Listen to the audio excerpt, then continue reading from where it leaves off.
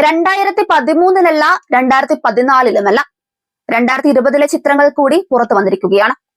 ഉണ്ണികൃഷ്ണൻ പോറ്റിയും ഇന്നലെ മുഴുവൻ മെഴുകി വെളുപ്പിച്ച അടൂർ പ്രകാശും ഒന്നിച്ചുള്ള കൂടുതൽ ചിത്രങ്ങളാണ് പുറത്തു വന്നിട്ടുള്ളത്. തിരുവാതിരകളി ഉദ്ഘാടനത്തിനെത്തിയ അടൂരിന്റെ ചിത്രങ്ങൾ എന്ന പേരിൽ പ്രചരിക്കുന്ന പുതിയ ഫോട്ടോകൾക്ക് അടൂർ നൽകുന്ന പുതിയ വാദങ്ങളും മെഴുകലും കാണാൻ ഞങ്ങൾ കട്ട വെയിറ്റിംഗ് ആണ്. എന്തായാലും കവറിൽ കൊടുത്ത ഈന്തപ്പഴം ചീഞ്ഞു നാറി. പുതിയ കഥ ഓൺ ദി വേ ആണ്. വരും മണിക്കൂറുകളിൽ പുതിയ സ്ക്രിപ്റ്റും കേൾക്കാം. ശബരിമല സ്വർണ്ണക്കൊള്ളക്കേസിൽ ഒന്നാം പ്രതി ഉണ്ണികൃഷ്ണൻ പോറ്റിക്കൊപ്പമുള്ള UDF കൺവീനർ അടൂർ പ്രകാശിന്റെ ചിത്രങ്ങൾ മുൻപും പുറത്തു വന്നിരുന്നു. അതെല്ലാം വിവാദമാവുകയും ചെയ്തു. 2019-ൽ സ്വർണ്ണക്കൊള്ള നടന്നതിന് തൊട്ടടുത്ത വർഷം 2020-ൽ ശബരിമലയിൽ നടന്ന ചടങ്ങിൽ ഉണ്ണികൃഷ്ണൻ പോറ്റിക്കും അയാളുടെ സുഹൃത്ത് അനന്ത സുബ്രഹ്മണ്യത്തിനുമൊപ്പം അടൂർ പ്രകാശ് നിൽക്കുന്ന ചിത്രങ്ങളാണ് ഇപ്പോൾ പുറത്തു വന്നിരിക്കുന്നത്.